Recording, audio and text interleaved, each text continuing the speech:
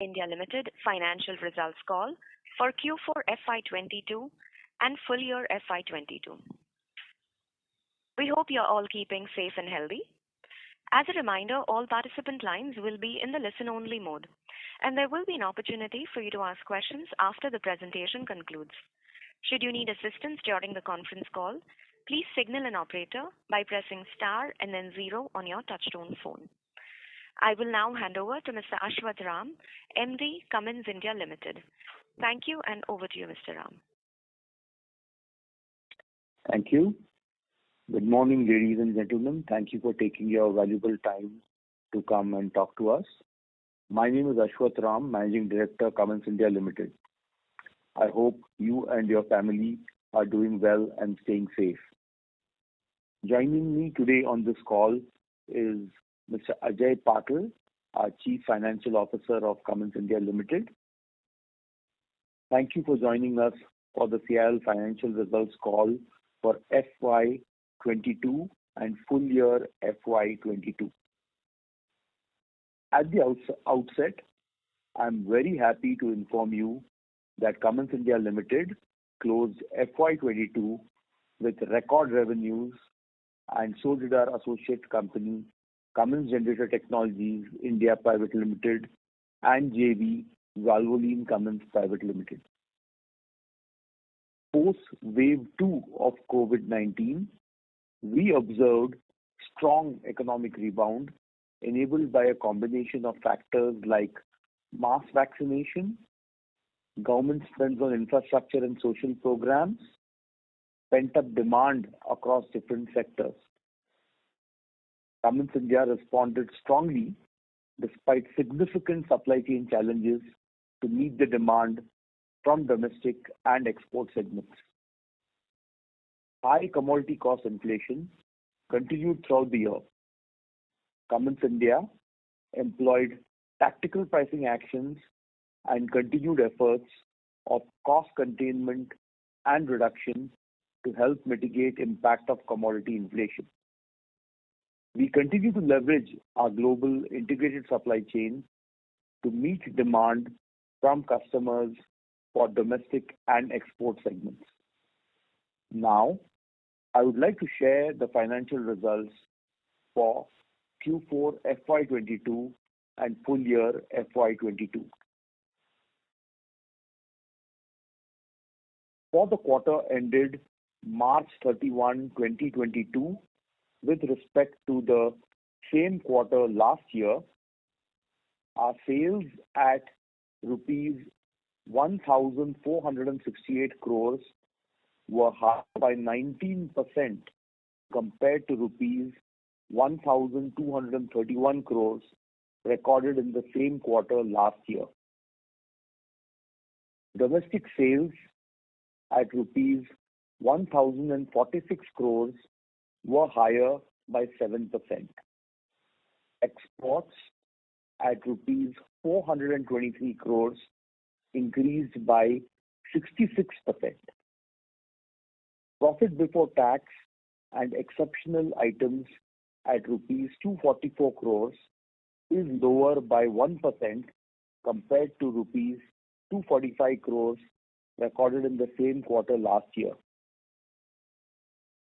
For the quarter ended March 31, 2022, with respect to the last quarter, our sales at rupees 1,468 crores were lower by 14% compared to rupees 1,701 crore recorded in the last quarter.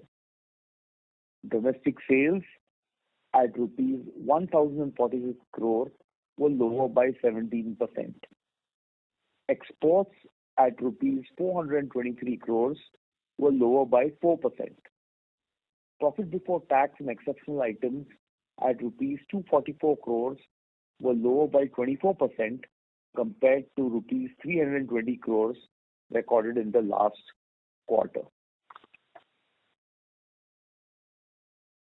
I will now walk through the segment-wise breakup for quarter ended March 31, 2022.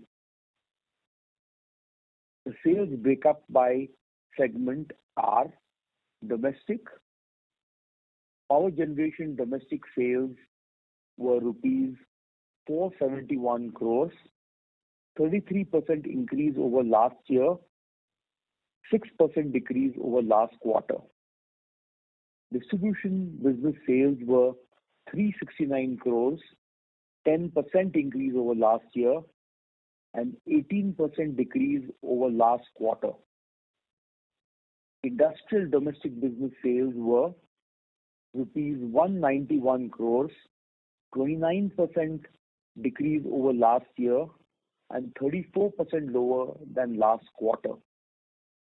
Exports, high horsepower exports were rupees 203 crores, 50% increase over last year, 5% increase over last quarter. Low horsepower exports were rupees 187 crores, 97% increase over last year, 14% decrease over last quarter.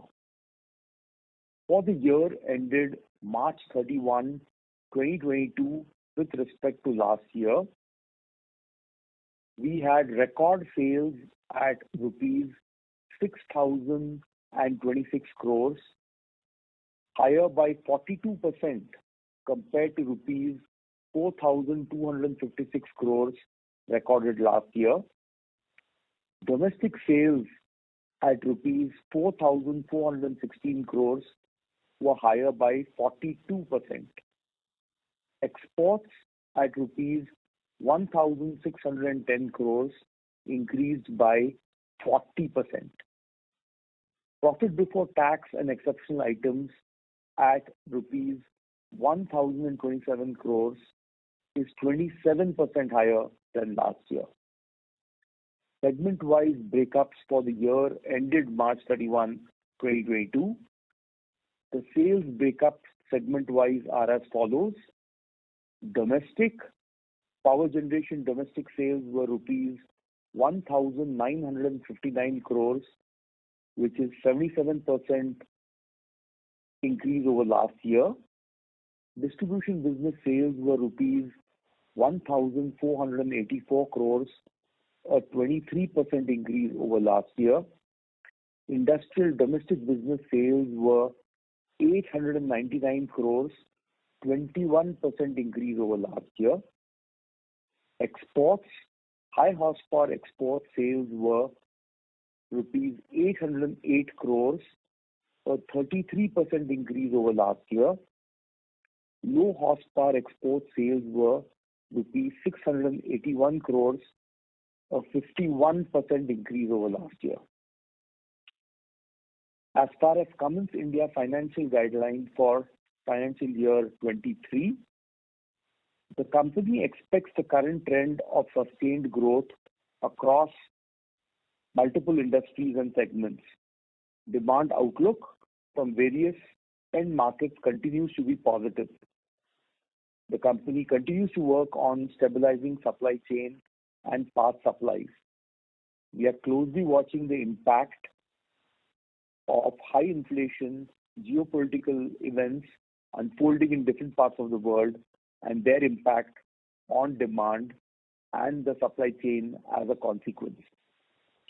Considering these uncertainties, the company will not be providing any guidance for FY23. With this, I now open the session for questions. Thank you. Thank you very much. We will now begin the question and answer session. Anyone who wishes to ask a question may press star and 1 on their touchtone telephone. If you wish to withdraw yourself from the question queue, you may press star and 2. Participants are requested to use handsets while asking a question. Anyone who has a question may enter star and 1. Ladies and gentlemen, we will wait for a moment while the question queue assembles. Our first question is from the line of Sandeep Tulsian from JM Financial. Please go ahead. Yeah, very good morning, everyone. First question is pertaining to the margins, especially gross margins. What we have observed in the current quarter, the mix between domestic and exports is usually tilted towards exports. It's more like 70-30. versus the usual run rate of 75-25 what we have. But despite that, we've had almost 100 to 150 basis points margin contraction at gross level. So would you be able to guide us? Had this mix change not been there, the gross margin decline would have been even sharper. So to what extent have we taken pricing action? And when this mix normalizes in the coming quarters, do you foresee the gross margin pressure to continue? And if any price hikes which were taken, maybe say during the end of quarter, are not fully impacted, if you can guide on those lines, please. Yeah. So, Sandeep, very good question. And this is the question which has been our continuous battle now for the last almost 4 quarters. And we think this battle will continue for at least a few more quarters. So the commodity rises are unprecedented. And the rate of growth of commodities has been unprecedented. And so the biggest impact on the margins has been because of the commodity increases. We have been able to partially offset some of those because of the mix, as you mentioned, because of some of the price increases that we have passed through, because of cost reduction activities and cost containment activities. But the overall lag between when we keep increasing prices, and as a market leader, we are the first to increase prices, and that of catch up with the commodities, in my view, is roughly about a quarter and a half. So we are playing a catch-up game, and that directly is flowing through into the bottom line. What we do think that once commodities start stabilizing, and it's already started stabilizing in certain commodities, we think that the price increases will have an opportunity to catch up. But I'm not really optimistic of that happening immediately because there is still a lot of instability as far as global commodities are concerned.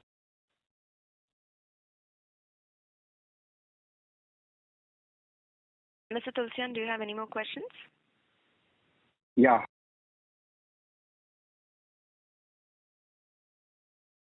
Mr. Tulsian?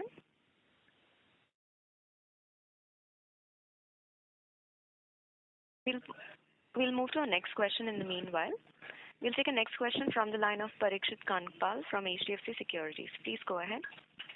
Hi, sir. Congratulations on a decent quarter. So, sir, if you can give some sense on the average order size, which was before COVID. So, if I have to compare like to like, so what kind of pre-COVID and now would be the price increase? Because what we hear for some of your competitors, not your competitors, but capital good companies, that they have seen 19 to 20% kind of price hike over the last 2 years. So, we just wanted to understand for us, like, how much would be this quantum? I can't give you the exact numbers because it differs by market segment, by type of product, etc. Depends on the impact of commodities. But certainly they have been in the double digits is what I can at least give you an indication. So it's been large. And mid-teens, it will be early teens? I won't confirm that because we continue to pass through increases, but certainly they are pretty large. Okay. So my second question is on the last call you had highlighted that you were doing some demonstration projects and pilot projects on hydrogen for bus, Northeast and steel and locomotives.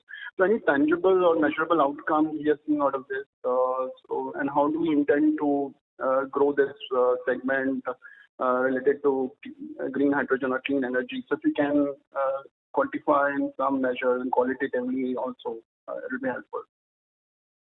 Certainly, we have participated in a lot of tenders. Some of those tenders are in final stages of negotiation, and we are quite well placed to do well in those tenders. The number of tenders is increasing, but these are all in the deployment of all of these are in the 2 years to 4 years kind of range. So none of these projects, their projects are complex enough that it doesn't get implemented, in less than 2 years time frame. But we are certainly actively participating. And what will be the cumulative size of all these tenders, if you can just quantify, since you are participating in these tenders? It depends year on year. These are in hundreds of crores, but it's not.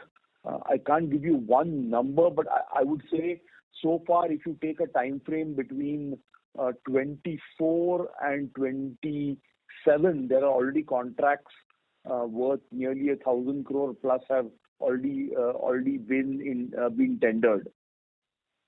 Okay. So And it just depends how many we will win, and there are many variables between now and us closing those deals. Okay. So just last question on this electricity amendment, which happened earlier, just a couple of months. So I remember last time you had said that you are presenting a white paper, you were in discussions with the government and bureaucracy.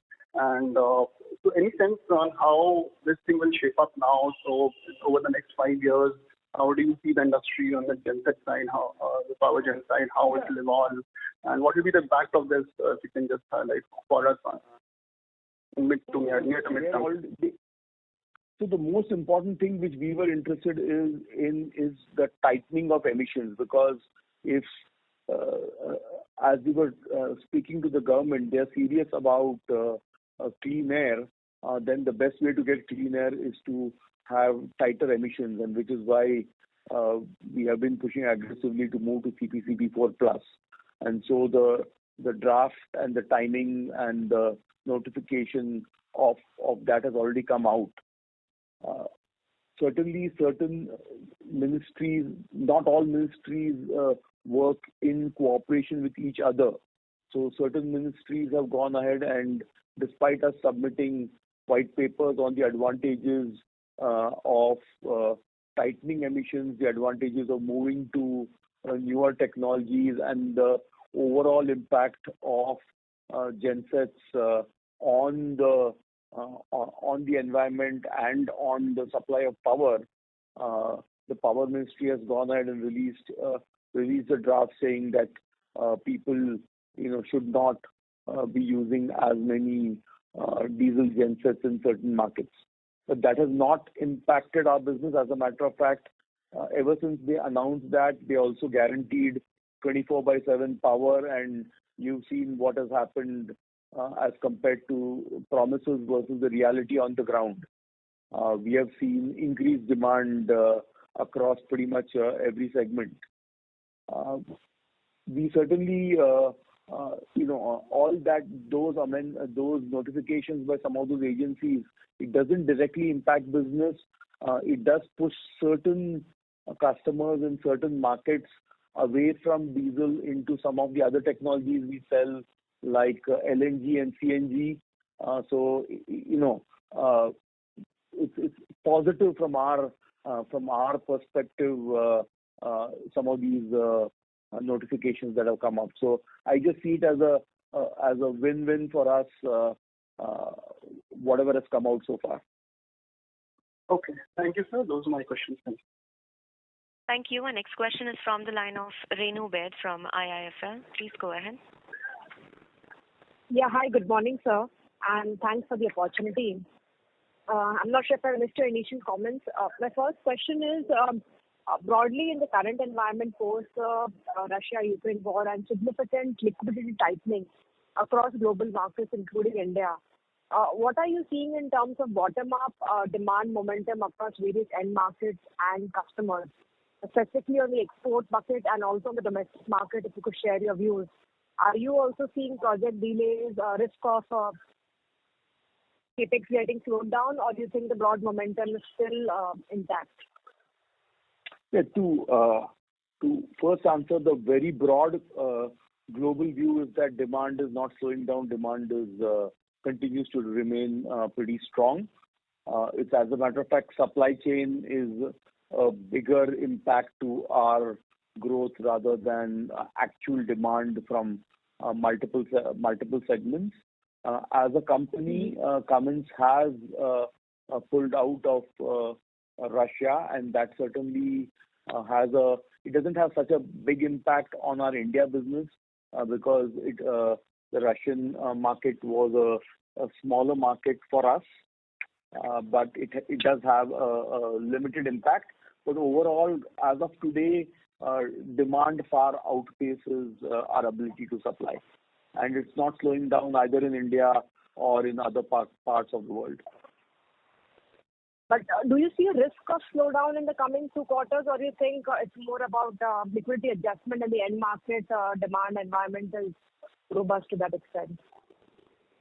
I think for the products that we serve, they are coming out of a multi-year low, so we don't see too much of a setback or a correction there. And with many of the nations which have a positive impact due to commodities like the Middle East, like some parts of Latin America, even some parts of Africa, they are benefiting from higher commodity prices and they're actually able to buy more products. So we are seeing demand continue to remain strong. Good. So the second question is, if we look at the segment numbers which you highlighted, sharp sequential drop in the industrial business segment. While you did allude last quarter that we do see a sequential drop in the business volumes, but a 30% kind of sequential drop seems too alarming and large. If you could give some color in terms of how the sub-segments have performed within industrial, and how should we look at the growth across some of the key verticals within the industrial business going ahead? Yeah, so if you look at it, there is typically the Q4s in most of our segments drop as the government and many of the other customers close out the years and then close all the buying before the end of the year. The strongest quarter of the year is typically Q3. But when you look at the full year, you can see that despite all of those challenges, we have continued to grow even in the industrial market. As a matter of fact, we have grown 21% over the previous year. Now, when you look at it quarter-to-quarter comparison, the segments actually we have seen a slower pickup is the construction and compressor segment. The compressor segment is of course very cyclical, and it is dependent on having the right amount of water table, which means if it's too dry, then the compressor segment drops. If it's too wet, the compressor segment drops. And as of now, it's too dry, and so the compressor segment is down a bit. Construction came very, very slow out of the gate at the beginning of this year, and we do expect construction to pick up pretty strongly, do a bit of catch up, and then bounce back as compared to last year. In last year's similar quarter, it was down very significantly. But all indications tell us that as road construction increases and they come back from right now, they are struggling between 30 to 40 kilometers a day. Their ambition is to do over 100 kilometers a day. So as they start ramping up construction, this market will start to pick up. The same is true in rail.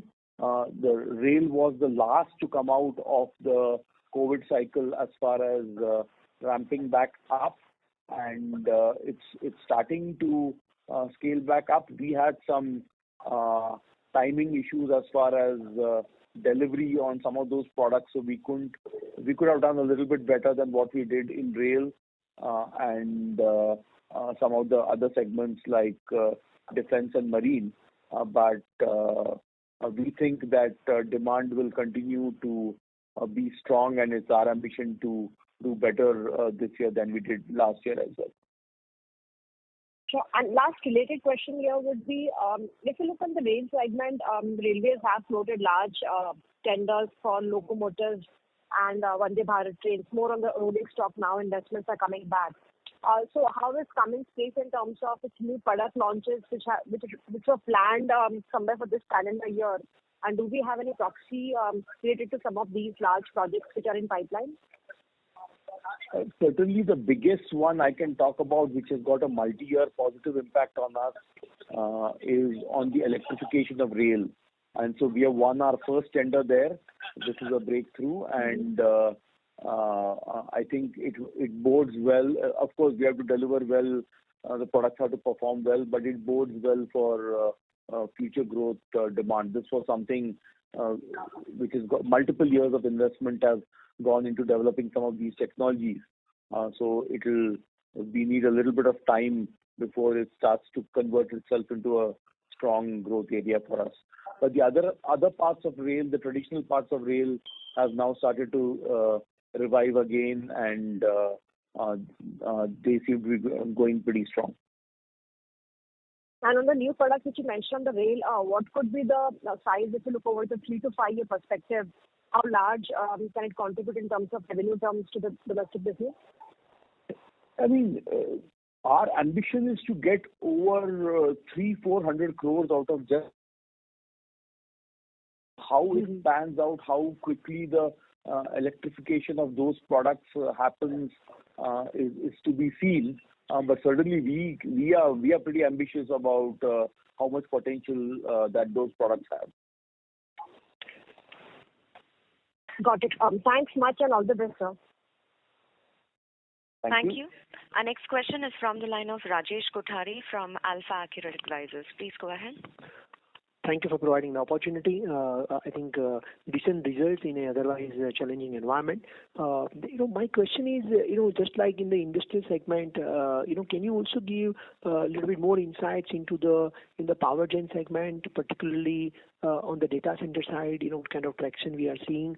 Are there any other large projects which are coming into this? And also more insights into the distribution side of business. Sure. So.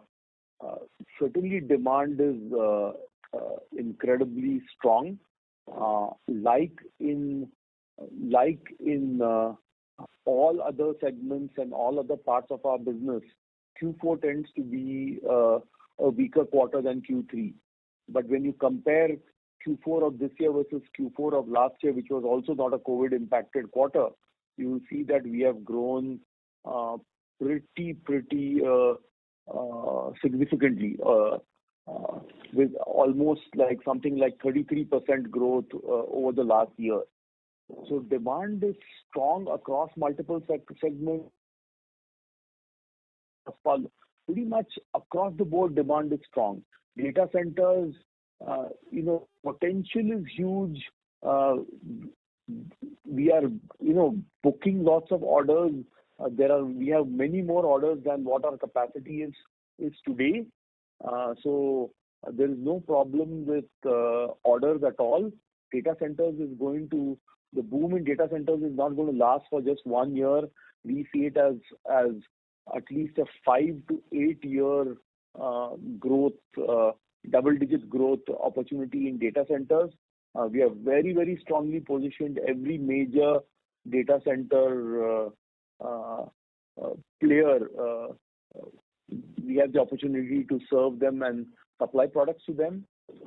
Also in the market segments like industrial, pharmaceutical, hospitality, we are residential realty and commercial realty. We are starting to see all of those segments start to bounce back pretty strongly. It's right now a supply constrained environment in many of the high horsepower nodes. Low horsepower nodes, right now this quarter is the peak summer quarter, and again we have strong demand there. We have pretty good growth there. We have a better growth in low horsepower than we even did in Q3. So we think that we are pretty well positioned in the power generation space to have a strong year this year. And sir, power gen, the data center kind of a opportunity or your current contribution to the sales in power gen would be how much approximately? Right now, data centers will probably contribute anywhere from, I would say, about 10 to 15% in that range. And we think that percentage will probably increase over the next few years.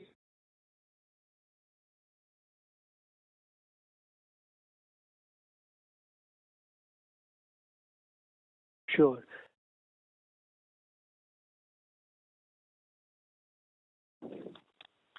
So as far as the distribution business is concerned, the biggest component of our distribution business is parts sales, and demand there continues to be pretty robust. The next biggest segment is rebuild engines. That market is slowly starting to recover. Again, when we compare to the previous year, we grew at 10% quarter on quarter. And as far as service revenue, which is the second largest portion of our revenue after parts, that was same as the previous quarter, indicating that there isn't any cyclicality. So the number of service calls that we are getting and the number of requests for maintenance, the number of people getting gensets ready for the summer months and for the peak months, that continues to be at a record level. And we think we could have done a little bit better where it had our supply chain been able to get us more parts, but the demand is not a problem even from a distribution perspective. And sir, in exports market, particularly, which markets are basically seeing high traction? As a matter of fact, when I look at the numbers, every single market has done well. Asia Pac, as compared to the previous quarter, has done a little bit worse. That could be related to the China shutdowns. I think that was probably the bigger variable there. But other than that, we haven't seen too much of a slowdown. Q4, as I mentioned, is the first quarter for global markets. And what they do is they buy all the materials by the end of the year, and then they take a shutdown for the year. And by the time they come back and they start scaling up again, you lose a couple of weeks in the quarter. So the Q4 for us, from an exports perspective, is typically a lower quarter just by design. But even if you compare our Q4 year, we have grown by something like 62%. So it's a great indication. And if you look at our order board, we are prioritizing a little bit on exports as compared to domestic. But even then, we are not able to meet unconstrained demand because of availability of certain types of semiconductors, certain type of parts capacities in the global system. Great, sir. That's a really detailed explanation. Just one last point from my side. I think probably you have repeated this probably 5 to 7 times that it is a supply chain which is creating an issue compared to the underlying demand, which the ability to supply. That's where probably the constraint starts with, and probably it is a better problem to handle rather than falling demand issues. So in a normal environment, in terms of, would you like to have any kind of a guesstimate that otherwise what kind of a underlying demand growth is? How do you track actually underlying demand growth? So what you do internally? So we track demand by order bookings, right? So and I would say at this stage right now we are meeting anywhere from 80 to 85% of the order book for a particular month, which tells me that we are leaving anywhere from 10 to 15% on the table that we could have done better as far as exports is concerned. And domestic, it depends by segment. If we have a greater problem in the high horsepower area than in the low horsepower areas, but again, the problems are similar. Great, sir. Wish you all the best. Thank you very much. Thank you, Ravi. Thank you. Next question is from the line of Charanjit Singh from TSP Mutual Fund. Please go ahead. Yeah. Hello, sir. So just in the domestic as well as in export side on the power gen front, Mr. Charanjit, if you can sorry highlight. to interrupt. Hello. Yes. If you're on a speaker mode, can you switch to handset and speak? Yeah. Okay. Hello. Hello. Am I audible? Yeah, I can hear you. Yes, sir. So my question is regarding, if we have to break up this growth in terms of the volume and value growth for Cummins India in the power gen or in the export market, what could that be? And from volume growth perspective going forward, in FY23, while your commentary is extremely positive, but from here on, how we should look at the volume growth in the domestic power gen as well as in export? That's my first question. The power generation growth is very directly proportional to growth of GDP and the growth of the economy. So as our economy keeps growing and becoming stronger, you always need more power. As our society becomes more affluent, they need more power. As their dependence on data or their dependence on information increases, they become more dependent on power. So as our economy keeps increasing, the demand for power generation will keep growing proportionately. From a value perspective, the value buckets keep increasing as the technology gets more sophisticated. So for the last 4 or 5 years, we've been on CPCB2, which is what I call a mechanical technology. And we're getting ready to move to a CPCB4 Plus, which then transitions the product to a full scope electronics and after treatment kind of technology, where there is a lot greater value add a company like Cummins can do. So that's the way I would probably answer this. The question you had, demand continues to remain robust, and there are opportunities around the world for more demand. And sir, on the export side, you have given the numbers for low HP and high HP exports, how they have done. But if you can also give more granular details, especially on the high HP exports front, which geographies, I remember that it used to be mainly going to the US markets. So has those things changed, in terms of the high HP exports, and also on the low HP exports, we were doing it mainly through the parent distribution channel. So there also, if you can highlight, how the trends are going to shape up in the low HP export side.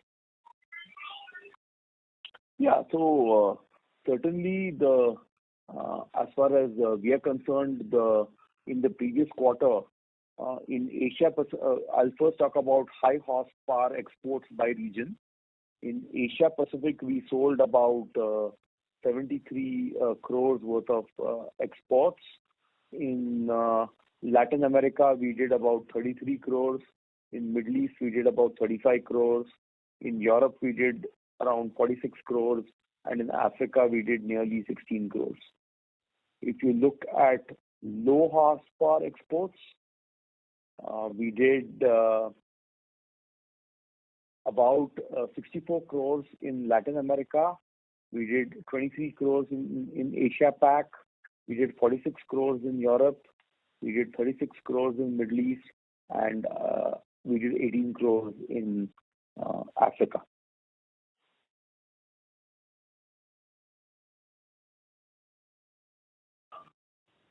Okay. So lastly, from my side, now what we are seeing is that the peak power deficits are, becoming rampant.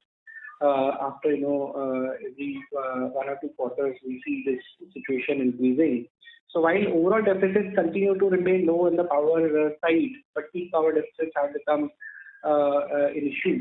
And there, the genset space gets more traction in the market. So any thoughts there in terms of how this scenario which is panning out on the ground, maybe renewables not able to cater to that peak demand, and then the requirement of genset, and then overall, growth changing. While we touched on, that the low HP is getting some benefit from that, but maybe from a 2 to 3 years perspective, if you can highlight more on this aspect. Yeah. Certainly, as the economy keeps getting larger, the demand on power will be higher, and so automatically we have products which benefit from that demand opportunity. The second aspect of this is that as we transition from thermal power to cleaner power like wind and solar, there is a phenomenon called grid imbalance which happens, which means you can use solar only during the day, you can use wind only when the wind is blowing. So, there may be certain times when lots of power is available, and then certain times when, power is not available. And you can't just take all the power and store it in batteries because you couldn't afford it. The power cost becomes so great that it's unaffordable. So when these kinds of things happen, you continue to require balancing power generated through gas-fired gensets or diesel-fired gensets. And all of these kinds of phenomenon are likely to happen as our market also gets more sophisticated. We have seen this happen in Europe, in North America, in Japan, in China, and our hypothesis is that the same will happen in India as well.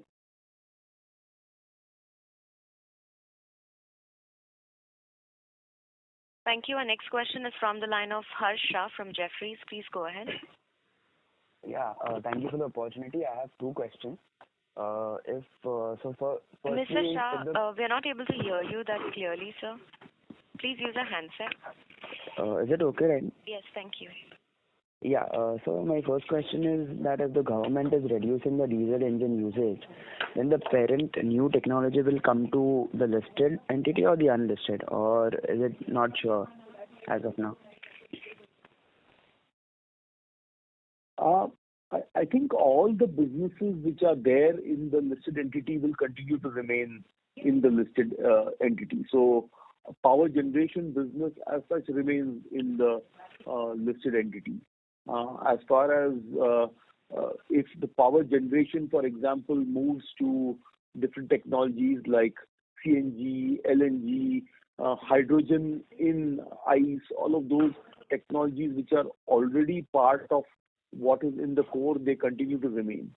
What is to be done with some of the newer technologies which have still not come into the country, that is something which is being explored to try to figure out what is the best path to market from an end user perspective and from a company perspective to protect the intellectual property rights, etc. So that's all being worked out right now. So I don't have a good answer of where it will lie, but our principles have always been that what has remained in the listed entity will remain in the listed entity. Sure, thank you. And secondly, on the CPCP engine, so when do you think it will be effective in India, the upgrade? I think 2023 has already been announced. Oh, okay, is it?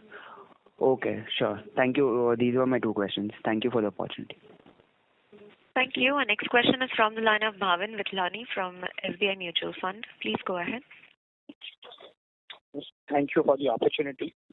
Shashwat, I have two questions. One is you did mention about the supply chain issues prevailing for the last 4 quarters. So if you could just help us understand the changes that we have made to our supply chain and when do you see these issues getting sorted out? That's question one. The second question is freight rates have seen a considerable increase.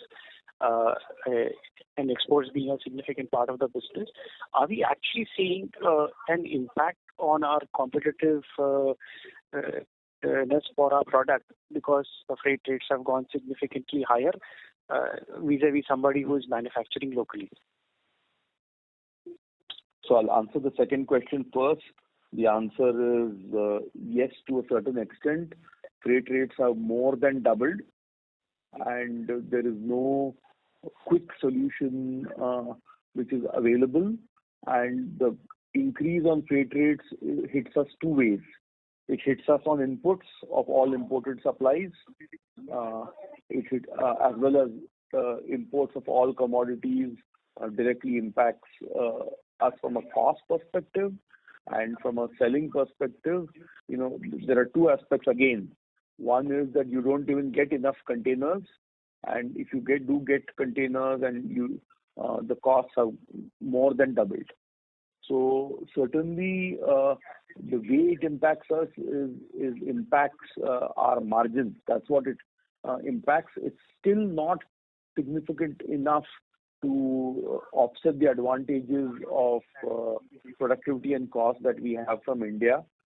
So that continues to not be a factor, because wherever you produce it, you've got to get the material there. So that cost doesn't just go away from the overall system, but certainly it makes it more attractive for certain countries who have treaties amongst themselves, like USMCA treaties. So between Canada, US, and Mexico, it does make it sometimes more lucrative to just buy stuff from Mexico, etc., into America. So there is a little bit of a impact there. What we have been doing from a supply chain perspective, we continue to focus on cost within our system. We continue to add more suppliers. We continue to keep strategic inventory. We continue to invest in new suppliers. So pretty much every strategy in supply chain to keep us going and ahead of the game is being deployed. There are war rooms and councils being run in multiple countries to support manufacturing. When do I see us get out of this?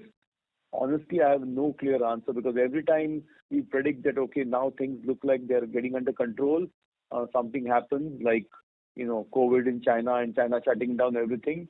No one had predicted that. No one had predicted that there's going to be a war between Russia and Ukraine, and this is going to last this long and have all of these impacts. So it's very difficult at this time to predict how long it'll last. All of these variables have an impact on the overall global supply chain. So lead times are longer now, and certain commodities like electronics are still not available in the volumes that we would like. So I would say there is at least a couple of quarters before there should be better stability than what we have today. Sure, thank you. There's one more question, if I may. So if I look at the portfolio of the India versus the parent, I think 78 liter is the one which is missing. Any plans of localizing it, considering that this is the demand from data center is on a rise, and this is one category where we are seeing a significant increase in demand? We keep looking at that. Certain components which are used in those engines are already being manufactured in India. So certainly we keep looking at all options, and when the timing is right, when there's a right balance between demand and supply, those kinds of decisions are usually taken by the company. We have the best cost base in India, so there is no reason unless if you have good demand and great utilization of not wanting to put more in India. So certainly those kinds of products are being looked at. Sure. Thank you so much for taking my questions. Thank you. We'll take a next question from the line of Sandeep Tulsian from JM Financial. Please go ahead. Yeah, hello. Am I audible? I think the line dropped last time. Yes, Sandeep. Yeah. So I had a couple of more questions. First one was on the overall employee expenses. We announced a VRS scheme a week or 2 weeks back. So if you could highlight in terms of the cost containment measures what you have rolled out, how do you foresee these measures to contain your overall employee cost? What kind of a growth rate your employee costs are likely to see versus sales growth over the next, say, 1 to 2 years? So you can look at the way we have been managing employee costs. Currently, if you look at our employee costs, it's almost at the same level as what it was a couple of years ago. And the way we have managed that is through significant focus on productivity, significant focus on doing more with less. Every variable, both fixed costs and variable costs, is looked at by the company, and we try to optimize those. If you look at expenses on our books, again, they are lower today than what they were a couple of years ago, despite significantly greater volumes. So we are able to get leverage out of that. So this VRS and these kinds of schemes are schemes and opportunities provided to people who have worked in the company for a long time. As we move towards greater automation, greater technology, trying to get greater productivity out of the same system and assets, these are the kinds of opportunities we are making available to some of the people to volunteer and take those options, and it helps us optimize and helps us improve on productivity, etc. So just one contradiction there. Actually, if we look at the employee cost, it's very much in line in terms of growth with sales, or actually grown higher in terms of sales growth over last 5 or 10 years. So that's the reason that question was there. What percentage, or in terms of margins, what kind of a benefit you can fetch out of this VRS scheme? Yeah, but if you look at it as a percentage of sales, it's actually dropped pretty significantly. When I look at the employee cost in Q4 of 19-20 versus what it is in Q4 of 21-22, we have got almost a 4 percentage point drop. So that has only happened because we have focused on that and gotten greater productivity despite your annual increases in labor cost and other employee costs. Despite that, we have dropped the employee cost percentage as a percentage of the overall cost of the system. Understood. We continue to focus on that. So my point was not to say that this is not something we care about. Actually, we do care about it, and we talk about it all the time. And there are dedicated teams who are focused on managing that. And the VRS scheme you referred is part of those kinds of exercises to keep looking at that structure continuously and trying to get better at it. Mm-hmm. Fair enough. So another question on two specific verticals. One is in data centers. A couple of quarters back, we had one large order of 150 crores revenue what we had executed. And at that point in time, we had guided that every alternate quarter we shall see one such order. But we haven't actually saw that materialize, at least in the previous quarter. So would you still maintain that kind of a guidance that 2 such orders can be done every year? And second was on railways within industrial. If you look at the numbers over, say, a 2 or 3 year period, we have seen a sharp contraction in that business. Although you highlighted some new orders are won on the electrification side, but do you still foresee that the transition from to electrification has overall stagnated or kind of reduced the opportunity from railways? Although we might grow on this low base, but overall opportunity size is contracted, or that has increased? If you just help us understand that part. So the last 2 years are not a fair comparison at all, because they are COVID impacted years, and of all the segments that we participate in, rail is the one which is been hit the worst. So they are bouncing back. So we should see some of the traditional demand come back, but certainly the move to electrification as we migrate there, we see many more opportunities coming up over there. So we remain quite bullish and optimistic about rail. We are going through a transitionary period right now, but we remain pretty optimistic that things will we can get growth out of rail. Okay. And on the data center part? Data centers, it's some of these, it's just a execution timing issue. We continue to remain highly optimistic whether every quarter we will get a whatever 250 or 200 crore order or not. It's difficult to say, but certainly we will keep growing that business, and every year we expect at least double-digit growth in that segment. So if in 1 year we have got an order, and if we are expecting, double-digit kind of growth in that, we have to get even more orders. So yes, there is a strong pipeline. I'm not sure about the exact timing of when we will execute there, but yeah, you will see orders like that come in at pretty frequent intervals. Understood. All right, that was the last question from my side. Thank you so much, Ram, for taking the question. Thank you, Sandeep.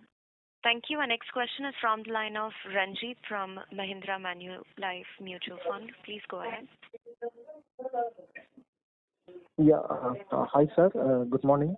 Sir, one clarification which we would like to understand is that in future when the smaller LHP gets converted to batteries and that kind of technologies, so how will that work in terms of the IP rights and royalty payments? Will that be transferred to the Indian entity, or will we have to pay some higher royalty to the parent entity? And as a follow-up to that, like tomorrow when hydrogen also comes, how are we going to structure these things? What is your thought process behind that?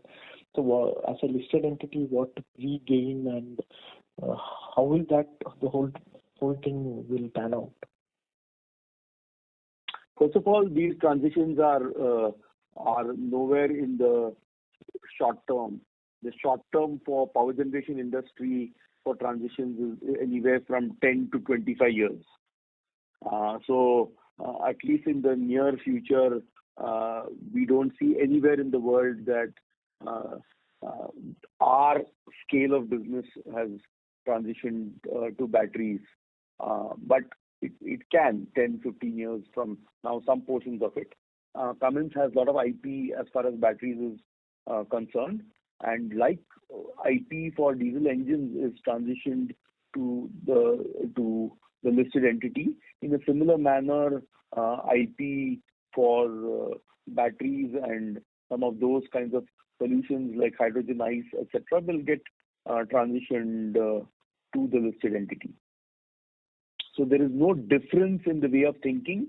The same logic which is used historically, this is just different technologies going into the same market. So the logic is similar. Now, what those percentages, etc., will depend on how much investment the parent has made in acquiring those technologies or spending on R&D, etc. So it cannot be compared to a technology which has been in existence for 100 years. But the logic of the way company thinks about it is very similar to what has been done in the past. Okay, sir. Thanks for that. And another thing, like I don't know whether this has been asked, like there has been talks regarding the restructuring of the Cummins India entities into a one single legal entity. So anything on that which you would like to highlight, or any timelines? No, nothing as of now. These matters keep getting discussed continuously, and the moment we hear of something, we will certainly keep everyone posted. But there is no progress as of now or anything I can announce at this stage. Okay, and sir, this industrial segment has seen a sharp YOY decline also. QOQ we can understand there can be something, but this sharp YOY decline. So is that something to be alarmed about, or you believe that this is just a trend and it will come back in the next quarter or something like that? Industrial segment has not declined year on year versus last year. As a matter No, I'm talking about the 4Q. That's right. So only the fourth quarter we have seen a decline. We still remain. I think we've got very clear factors as to why we see that decline versus the previous quarter. If you look at the full year, you can see that we have still grown, and we continue to believe that even this year we will see growth even as compared to last year. So we don't see any permanency in the difference you see between Q3 and Q4, or the comparison of Q4 last year versus this year. It's an anomaly according to us. We remain optimistic that we will do better this year than what we did in the previous year. Okay, sir. Thanks for this. Thank you. Our next question is from the line of Aditya Mongia from Kotak Securities. Please go ahead. Good morning, and the entire team, and thanks for the opportunity. The question that I had was more on revenues, and I'm trying to kind of see through the prospects of revenues to grow from here on versus what a business as usual scenario will suggest. So obviously there are linkages to underlying factors such as the economy, and I'm trying to kind of capture the alpha or the growth beyond that can happen because things are probably changing across segments.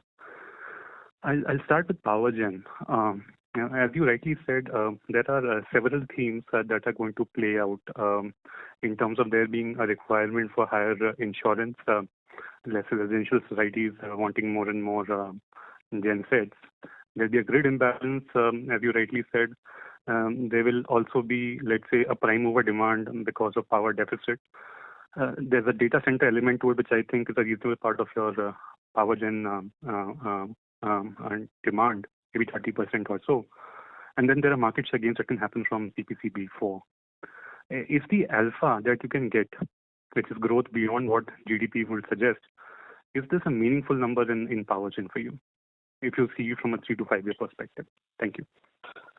We think so, because even globally we have seen this trend work in multiple market segments, including in the automotive space, where there is consolidation also happening, which means as people are migrating to some of the newer technologies, they cannot keep investing in some of the legacy technologies, and so there is more consolidation happening as well. And when consolidation happens, usually the market leader has the greatest leverage.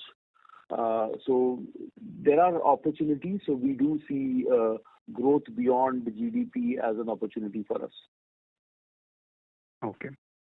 And then I would want to think through maybe 1.5 times is also possible. So just thought I'll check your view on power gen to start with. Yeah, we remain very bullish on power gen. So we think globally there are many opportunities, and we have many customers, and I think the potential for that market to grow is significant. Understood. The second segment for now. So let's say distribution. The fact that there is a deficit for usage will go up, and the fact that electronic engines will become a larger part. Do you foresee distribution segment growing probably as fast as your product portfolio? Historically, distribution in India has grown at a lower rate than in some of our other markets, because in other markets, distribution also does sales of new engines. It does sales of some many different types of products. So we are getting into a little bit of that, where we are introducing more products beyond what are manufactured by our company into a distribution channel which already exists. So those are new incremental areas of opportunity. Certainly parts will continue to grow, and there is a long tail on parts. So these products last for dozens of years. So you continue to serve historical markets, and you also continue to serve new markets with more complicated, more expensive parts for electronic kind of engines. The need for full service also increases. So if we have a certain percentage of our service market beyond warranty, that percentage usually goes up as the technology gets more sophisticated. So there's an opportunity to grow there as well. And as people get more environmentally conscious, the opportunity for rebuild and reconditioning products, which in India has been a weak market, but globally has been a pretty strong market for Cummins, that also represents a very good opportunity for the distribution business to grow. So again, this is a business where we are aiming for and targeting at least double-digit growth year on year over here moving forward for many years. But there is a lot of fundamentals that we have to keep working on and build to be able to do that. Understood. To round it off on exports, again the same question: how much alpha? See, as you gave the breakup, today Europe is about 20-25%, and US is zero, or almost zero. North America, and there are new products that you would want to launch. Any sense of how strongly can exports grow? And I know your subjective comment that you will be disappointed if it doesn't double up in a certain time frame. Just some more granularity on when to start expecting North America and a greater part of Europe starting to contribute. You can already see in the last few years that it has stagnated, it had dipped, and now we are beginning to grow it back again pretty aggressively. And this growth that we are seeing recently is driven by our improved focus, launching many new products, launching fit for market kind of products, and then tackling the needs of individual markets rather than having generic products which kind of cater to everything. So we think that by focusing on even the existing markets that we cater to, forget North America, with the complications of USMCA, etc., it's a more difficult market to penetrate. But even the markets that we currently are serving, we think there is an opportunity to double, as I have stated multiple times. It's ours to lose if we don't do that, and we are pushing pretty aggressively to get more growth there. Understood. So just to kind of summarize, I will not ask another question, but let's say GDP growth 7%, the way we are discussing across segments, from a volume perspective, can the company grow double digit for a long period of time? This market is certainly cyclical, so but there is no logical reason why it cannot grow at those kinds of rates. But it's I would be just speculating if I had any real insight on exactly at what volume rate it can grow. So we are not really giving you any guidance. All we are saying is that as of now, looking out in the next 2 years, the demand scenario globally looks quite optimistic, and we think that growth will happen. So thank you for your subjective remarks and guidance. They're extremely helpful. Those are my questions, and all the best. Thank you. Thank you. Ladies and gentlemen, that was the last question. I now hand the conference again to Mr. Ashwath Ram for his closing comments. Over to you, Mr. Ram. I'd like to thank all of you again for taking time to attend our investor call. These questions certainly help us to think about the way our investors think about our business. I remain cautiously optimistic about the demand for Cummins India, and I thank you for all your support and wish you a safe and healthy year. Thank you. Thank you. On behalf of Cummins India Limited and the leadership team, we would like to thank you for joining us today and making it an engaging session. We are now ending the conference call. You may now disconnect your lines. Thank you.